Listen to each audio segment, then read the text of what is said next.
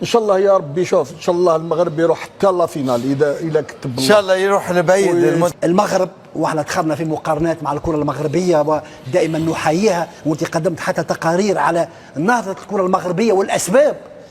المغرب يا كابتن علاش هي 7 نقاط واحنا 4، وشاهدت ماذا فعل نصيري في الهدف الثاني في الماتش الاخر، هدف على فان باستن، يعني هدف نتاع رود جوليت في اوج عطاء جوليت. للاسف يعني رغم انه حدث كبير جدا بالنسبه لممثل افريقيا الفوز على البرازيل، كما تونس ربحت فرنسا، وكما المغرب في سياق هذا المونديال القطري ربحت بلجيكا، وكما السعوديه ربحت الارجنتين، وهذا في علاقه مع الانجازات بالقارات تو ناخذوها بعد لو لقينا وقت.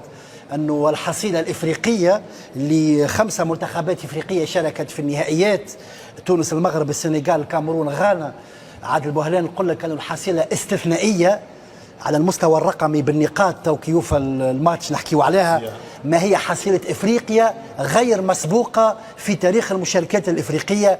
عندنا الكاميرون بتاع روجي ميلا وقتها في عام 90، وعندنا غانا والمشاركه الشهيره في 2010 في جنوب افريقيا، والعقده امام الاوروغواي تكررت اليوم، وعندنا زاد المشاركه نتاع السنه في قطر لكن في ثوب جماعي. علاش نقول لك في ثوب جماعي؟ ببساطه عندنا 8 انتصارات افريقيه، ودون بالتوازي مع النتيجه التي تاتينا مباشره 8 انتصارات طبعا. افريقيه عادل بوهلال. هذا الانتصار لو اكتمل هو 8 لمنتخبات افريقيا من اصل نحسب مليح. هذه نهايه الدور الاول، كل فريق لعب 3 ماتشات وهما 5 منتخبات من اصل 15 مباراه. عملنا 8 فيكتوار افريكان، 8 انتصارات افريقيه في حصيله غير مسبوقه من اصل 15 مباراه للخماسي تونس مغرب غانا كاميرون سنغال في الدور الاول لمجموعات كاس العالم. معناها حاجه استثنائيه، رغم انه اللي يمروا بالطبيعه فما مش الكل يمر. منتخب السنغال ترشح ومنتخب المغرب، يعني 2 على 5 يمروا، وهذا يشبه القراءه نتاع العرب بنفس الشيء. الحصيله دائما ما يكفيش، رقميا ماهيش خايبه قيس، لكن ما يكفيش، غير كافيه، لانه حتى بالنسبه للعرب عملنا عادل 14 نقطه 14 نقطه من اصل 36 نقطه ممكنه، تقريبا معدل اقل من 50% نقاط العرب. عندنا كان المغرب تترشح ال 14 نقطه 7 نقاط لزملاء حكيمي، التوانسه احرزوا 4 نقاط وروحوا صحيح للاسف، والسعوديه 3 نقاط. هذا التوزيع عند العرب. المغرب 7 نقاط، اللي سائل ان يسال المغرب، واحنا دخلنا في مقارنات مع الكره المغربيه ودائما نحييها، وانت قدمت حتى تقارير على نهضه الكره المغربيه والاسباب. المغرب يا كابتن علاش هي 7 نقاط واحنا 4، مع تكراري انها حصيله جيده غير كافيه لكن جيده للتوانسه.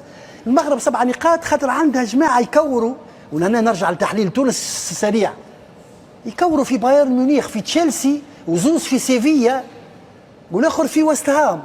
المغرب عندها زياش تشيلسي مزراوي بايرن ميونخ. لحظه قيس، مزراوي بايرن ميونخ، زوز يصنعوا في ربيع اشبيليا بقيمه نصيري وبونو، وشاهدت ماذا فعل نصيري في الهدف الثاني في الماتش الاخر، هدف على فان باستن، يعني هدف نتاع رود جوليت في اوج عطاء جوليت. وبالتالي المغرب بجماعه بايرن تشيلسي البي اس جي حكيمي وزوز سيفيا وست هام، وكيفاش تحب تقرر روحك انت بالكتيبه اللي عندك اللي عندنا فيها نقاط مضيئه، لكن ما عندناش جوارات. ونرجع لك سينيزار يلعبوا في بايرن تشيلسي بي اس جي، ويلعبوا في مباريات بالمستوى العالي، وفي معدل 60 ماتش في العام، وبوكسينج دايز في انجلترا، ثلاثه مسابقات في اسبوع. وبالتالي نوع من الحفاظ على التواضع والابتعاد عن جلد الذات ديما في علاقه مع المنتخب التونسي ونخدموا. وهذا هو يعني المغرب ترشح لانه لديه الامكانيات، والربط جاي يعني ربط طبيعي مع الحصيله الافريقيه او العربيه. نكمل مع حسني ومشيني مع قيس. شوف اللي يسمعكم الزوز وكانه نقول نحن ما حقناش مشينا لكاس العالم ابدا، ودخلنا في مقارنات. لا، انا اليوم في كاس العالم ومساله الاهداف مش انا قلتها يا قيس، قال المدرب الوطني راه. حسني اعطيتك الفرق بين السبع نقاط والاربع نقاط. بالضبط، لكن انا اليوم في كاس العالم وجاتني الفرصه. اعطيتك الفرق بين السبعه والاربع نقاط. وجاتني الفرصه هما بايرن، تشيلسي، بي اس جي وزوز في اشبيليا. معاك على طول، وانت قلت في اول برنامج كان احسن التصرف في بعض المقابلات وفي بعض الجزئيات كانت الحصيله تكون مخير. وهو كذلك. ما نرجعوش بالتوالي، نحن ترشحنا لكاس العالم وهو كذلك. وكنا في كاس العالم وكنا فاعلين وكنا قادرين ان نترشحوا. فما حاجه حبيت نقولها اللي راهو يا قيس، التعاطي الاعلامي مش كما التعاطي الفني راه. يعني انت كمدرب ربما تحل المقابله وتحب الاشياء اللي انت تتمناها ولا وفق النظره نتاعك انت. ليه هاو شفت انت الصحافه الفرنسيه قالت لك اون ايكيب ميكونيسابل، ما عرفناهاش بطل العالم، فهمت؟ مقبول ميكونيسابل مقبول اكزاكتومون. لكن هو ديشان يقول لك انا ربما مترشح نلعب الفريق الثاني او العناصر الاحتياطيه بين ظفرين، وانا مترشح علاش نعرف انا ما نقبلش الصحافي في بلاتو اذاعي يحكي على شعر نتاع ملاعب. لا هذاك نقول لك هذاك ربما حالات شاذه، مش هذاك حالات شاذه. اي ما نحكيوش على الشاذ، ما نقولوش راهو الشاذ يقصدوا يقصوا عليه، ما يلزمش يقولوا ما عادش يتعاود. ولكن انا شوف انا نحب ما تسكتش قيس، نسكت عليه. لا ما نسكتش عليه، اما هذيك حاله شاذه. انا في تقديري الشخصي يلزمنا كل انسان يخدم الخدمه نتاعو ويقعد في حدود العمل نتاعو والامور المهنيه والضوابط نتاعو. اما انك انت الفضاء الازرق تقول لي انت نرجع لكلامك، الفضاء الازرق بطبيعه الحال يا اخي نحن مش عندنا سقوط اخلاقي في تونس، عندنا ازمه اخلاقيه عديده الاسباب، فيها الجانب الاجتماعي وفيها خاصه الجانب الاقتصادي وخيره وستريس وكل شيء. هذا هو. ولكن انا ما نتصورش انه الشارع التونسي هكاك عمل حمله مثلا مع المدرب ولا الحرام نتاع المدرب من لا شيء. اما فما اشياء جابت اشياء، ربما تدخل اشخاص ما عندهم حتى علاقه بالامور الفنيه في مساله فنيه هو ربما اللي جاب رده الفعل عنيفه. وقت جاب وليد الركراكي راهو مش بالحظ جاب وليد الركراكي لا سامحني سي نزار، لانه المدرب السابق ما عرفش يتصرف مع المجموعه. صحيح. وبالعكس مس الاوتونومي بتاع الجروب بتاعه نوتامون زياش وي نوتامون زياش. هذاك علاش حسب رايي انا الاتحاد المغربي عرف يجيب المدرب، عرف يحط المدرب في الوقت المناسب وفي المكان المناسب، هذا مهم برشا. وهنا تخلقت هيك الاوتونومي بتاع المنتخب المغربي وتخلقت هيك القوه بتاع المنتخب المغربي.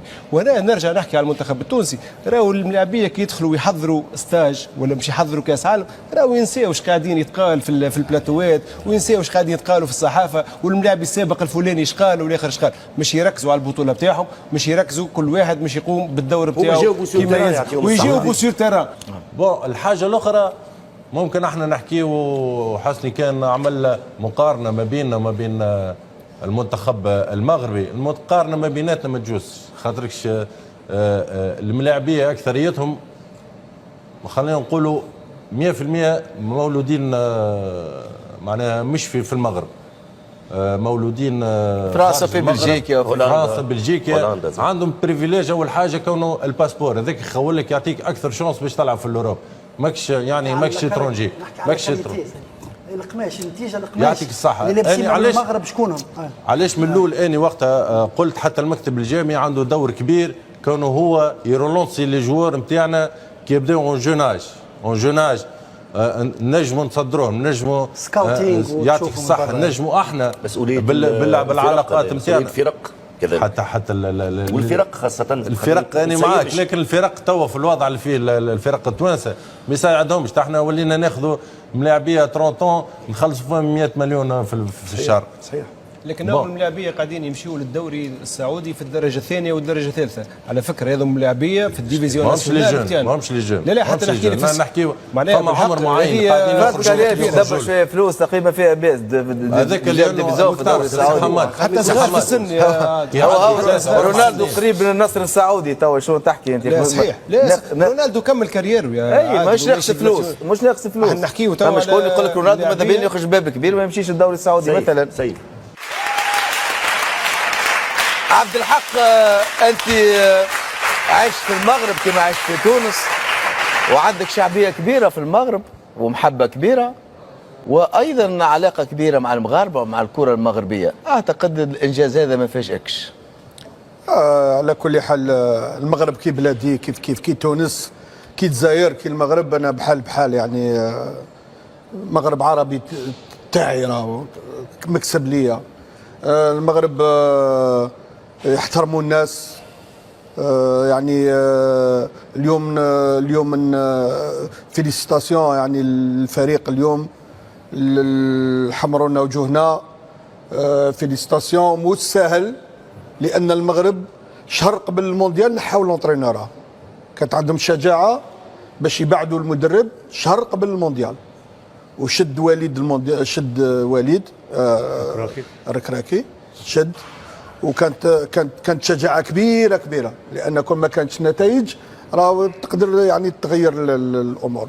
شد وليد ووقفوا معاه تشوفوا قبيل يعني بينه وبين اللاعبين هذيك اللحمه بينه وبين اللاعبين، يعني حاجه كبيره. تألق زياش معاه كمان. نعم كابتن. تألق زياش معاه، حكيم زياش معاه بعد ما كان مستبعد. زياش كان برافو وحمد الله وزياش وعنده 4-1 يهاجم مينيموم، يهاجم 5 لاعبين ويدافعوا ب10 لاعبين، يعني لقى الوصفه.